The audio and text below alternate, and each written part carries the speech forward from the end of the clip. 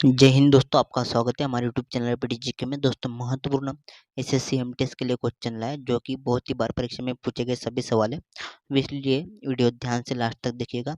चलिए शुरू करते हैं। तो सवाल फर्स्ट है, बीते हुए युगों की घटनाओं के संबंध में जानकारी देने वाले स्रोतों को क्या कहा जाता है? तो बताइए दोस्तों, बीते हुए युगों की घटनाओं के संबंध में जानकारी देने वाले स्रोतों को क्या कहते हैं?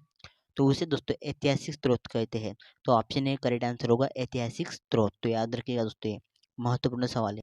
नेक्स्ट सवाल अगला 2 नंबर के लिए, किस वेद में प्राचीन वैदिक युग की संस्कृति के बारे में सूचना दी गई है? तो बताइए दोस्तों, प्राचीन वैदिक युग की संस्कृति के बारे में सूचना दी गई है तो किस युग में? ऋग्वेद में। ऑप्शन ए करेक्ट आंसर होगा ऋग्वेद। नेक्स्ट सवाल अगला 3 नंबर के लिए, निम्नलिखित में से कौन सा ग्रंथ श्रुति ग्रंथ का अंग नहीं माना जाता है? श्रुति ग्रंथ का दोस्तों अंग नहीं माना जाता है, वो ग्रंथ पुराण है। तो ऑप्शन डी करेक्ट आंसर होगा पुराण।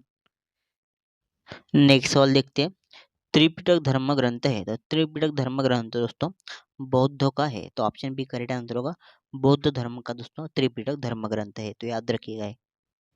नेक्स्ट सवाल अगला 6 नंबर के लिए, जातक किसका ग्रंथ है? तो जातक दोस्तों बौद्धों का है। तो ऑप्शन सी करेक्ट आंसर होगा बौद्ध धर्म का दोस्तों जातक ग्रंथ है। तो ये भी याद रखिएगा।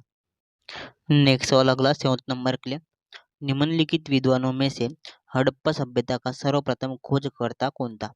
दोस्तों, हड़प्पा सभ्यता का सर्वप्रथम खोजकर्ता दयाराम साहनी था। तो option D Dayaram Sahni correct answer होगा। नेक्स्ट सवाल अगला 8 नंबर के लिए, हड़प्पा सभ्यता की खोज किस वर्ष में हुई थी? तो बताइए हड़प्पा सभ्यता की खोज किस वर्ष में हुई थी? तो 1921 में दोस्तों। ऑप्शन बी करेक्ट आंसर होगा 1921 ईस्वी में हड़प्पा सभ्यता की खोज की हुई थी। याद रखिएगा दोस्तों।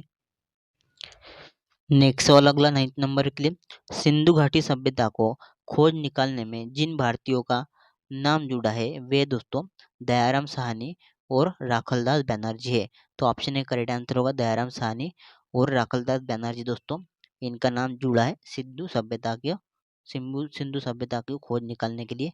याद रखिएगा। नेक्स्ट सवाल अगला 10 नंबर के लिए, अशोक के शिलालेखों को पढ़ने वाला प्रथम अंग्रेज कौन था? तो आप सभी को मालूम होगा, अशोक के शिलालेख दोस्तों सर्वप्रथम जेम्स प्रिंसेप ने पढ़े थे। तो ऑप्शन डी करेक्ट आंसर होगा जेम्स प्रिंसेप।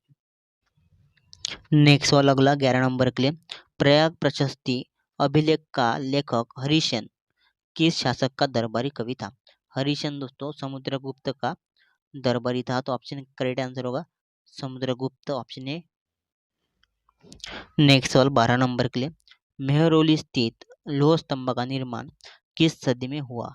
दोस्तों, मेहरौली स्थित लौह स्तंभ है जिसका निर्माण दोस्तों इसका चतुर्थ सदी में हुआ था। तो ऑप्शन सी करेक्ट आंसर होगा चतुर्थ सदी। तो याद रखिएगा ये। नेक्स्ट सवाल अगला 13 नवंबर के लिए, दिल्ली के महरौली कुवत उल इस्लाम मस्जिद के प्रांगण में स्थित प्रसिद्ध लौह स्तंभ किसकी मूर्ति है? तो इसका राइट आंसर होगा चंद्र की। तो ऑप्शन बी करेक्ट आंसर होगा चंद्र। नेक्स्ट सवाल अगला, सती प्रथा का पहला पुरातात्विक उल्लेख कहाँ मिलता है? सती प्रथा का पहला पुरातात्विक उल्लेख दोस्तों एरन अभिलेख में मिलता है। तो एरन अभिलेख से इसका करेक्ट आंसर होगा ऑप्शन सी। तो ये याद रखिए दोस्तों, महत्वपूर्ण सवाल है। नेक्स्ट सवाल, एरन अभिलेख का संबंध किस शासक से है? तो बताइए एरन अभिलेख का संबंध किस शासक से? तो भानुगुप्त से दोस्तों। ऑप्शन डी करेक्ट आंसर होगा भानुगुप्त से दोस्तों एरन अभिलेख का संबंध है। नेक्स्ट सवाल अगला 16 नंबर के लिए, यहोल प्रशस्ति व रचयिता रविकीर्ति किस चालुक्य शासक का दरबारी था? तो दोस्तों यहोल प्रशस्ति व रचयिता रविकीर्ति चालुक्य शासक का दरबारी था दोस्तों ये। तो इसका राइट आंसर होगा पुलकेशन द्वितीय का। तो ऑप्शन बी करेक्ट आंसर होगा पुलकेशन द्वितीय। नेक्स्ट सवाल अगला 17 नंबर के लिए, हर्ष एवं पुलकेशन द्वितीय के मध्य हुए संघर्ष की जानकारी कहाँ से मिलती है? दोस्तों, हर्ष एवं पुलकेशन द्वितीय के मध्य में संघर्ष हुआ इसकी जानकारी यहोल अभिलेख से मिलती है। तो यहोल अभिलेख इसका राइट आंसर होगा ऑप्शन ए।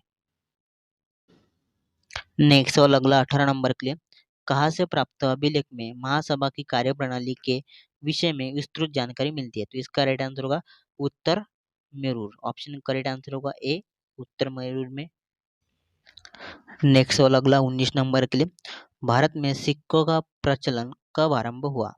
दोस्तों भारत में सिक्कों का प्रचलन 600 ईस्वी पूर्व में आरंभ हुआ था। ऑप्शन ए करेक्ट आंसर होगा 600 ईस्वी पूर्व। नेक्स्ट वाला अगला 20 नंबर के लिए, भारत में प्राचीनतम मुद्रा माना जाता है। तो भारत में प्राचीनतम मुद्रा आहत सिक्के को माना जाता है। तो ऑप्शन ए करेक्ट आंसर होगा आहत सिक्के। नेक्स्ट वाला अगला 21 नंबर के लिए, भारत में सर्वप्रथम स्वर्ण मुद्राएं किसने चलाई? भारत में सर्वप्रथम स्वर्ण मुद्राएं दोस्तों इंडो बैक्ट्रियन ने चलाई थी। इंडो बैक्ट्रियन करेक्ट आंसर होगा ऑप्शन बी। तो याद रखिए दोस्तों, महत्वपूर्ण सवाल है। नेक्स्ट सवाल अगला 22 नंबर के लिए, निम्नलिखित में से किसने सोने के सर्वाधिक सिक्के जारी किए? तो सोने के दोस्तों सर्वाधिक शुद्ध सिक्के जारी किए थे कुशानों ने। तो ऑप्शन ए करेक्ट आंसर होगा कुशान। नेक्स्ट सवाल अगला 23 नंबर के लिए, सातवाहनों के समय में मुद्रा सर्वाधिक किस धातु के बने? सातवाहनों के समय में दोस्तों मुद्रा सर्वाधिक सीसा धातु के बने थे। ऑप्शन ए करेक्ट आंसर होगा सीसा। नेक्स्ट सवाल 24 नंबर के लिए, निम्नलिखित में से किसने बड़े पैमाने पर स्वर्ण मुद्राएं चलाई थी? तो स्वर्ण मुद्राएं दोस्तों बताइए किसने चलाई थी बड़े पैमाने पर? तो ऑप्शन सी कुषाण शासकों ने। तो ऑप्शन सी करेक्ट आंसर होगा कुषाण शासकों ने दोस्तों स्वर्ण मुद्राएं दोस्तों बड़े पैमाने पर चलाई थी, याद रखिएगा। नेक्स्ट सवाल अगला 25 नंबर के लिए, सोने के सर्वाधिक सिक्के किस काल में जारी किए गए थे? तो सर्वाधिक सोने के सिक्के दोस्तों गुप्त काल में जारी किए गए थे। तो ऑप्शन बी करेक्ट आंसर होगा गुप्त काल। तो याद रखिए दोस्तों। नेक्स्ट सवाल 26 नंबर के लिए, निम्नलिखित में से किस तल में रोमन सिक्के मिले? तो बताइए दोस्तों रोमन सिक्के किस तल पर मिले हैं? तो ऑप्शन डी करेक्ट आंसर होगा अरिकमेडु में। अरिकमेडु में दोस्तों रोमन सिक्के मिले हैं। तो ऑप्शन डी करेक्ट आंसर होगा, याद रखिएगा। नेक्स्ट सवाल अगला 27 नंबर के लिए, भीमबेटका किसके लिए प्रसिद्ध है? तो बताइए दोस्तों भीमबेटका किसके लिए प्रसिद्ध है? तो ऑप्शन ए करेक्ट आंसर होगा गुफाओं के शैल चित्र के लिए। तो ऑप्शन ए करेक्ट आंसर होगा गुफाओं के शैल चित्र के लिए भीमबेटका प्रसिद्ध है। नेक्स्ट सवाल अगला 28 नंबर के लिए, प्राचीन काल में भारत के लोग वर्मा को किस नाम से जाने जाते थे? दोस्तों प्राचीन काल में भारत के लोग वर्मा को जाना जाता था सुवर्ण भूमि के नाम से। तो ऑप्शन ए करेक्ट आंसर होगा सुवर्ण भूमि। नेक्स्ट सवाल अगला 29 नंबर के लिए, निम्नलिखित में से किस राज्य में गणतंत्रात्मक शासन व्यवस्था नहीं थी? गणतंत्रात्मक शासन व्यवस्था दोस्तों मगध शासन में नहीं थी। तो ऑप्शन डी करेक्ट आंसर होगा मगध। नेक्स्ट सवाल दोस्तों 30 नंबर के लिए, निम्नलिखित में से किसे उग्रसेन यानी भयानक सेना का स्वामी कहा जाता था? भयानक सेना का स्वामी उग्रसेन दोस्तों कहा जाता था महापद्मनंद को। तो ऑप्शन ए करेक्ट आंसर होगा महापद्मनंद को उग्रसेन कहा जाता था। तो आज के लिए इतना ही। आप हमारे चैनल पर नए हैं तो चैनल को सब्सक्राइब कीजिएगा, साथ ही बेल आइकन को भी प्रेस कीजिएगा ताकि आपको इसी तरह के वीडियो के नोटिफिकेशन मिलते रहे। वीडियो पसंद आए तो वीडियो को लाइक कीजिएगा और अपने फ्रेंड को वीडियो शेयर भी कीजिएगा। धन्यवाद।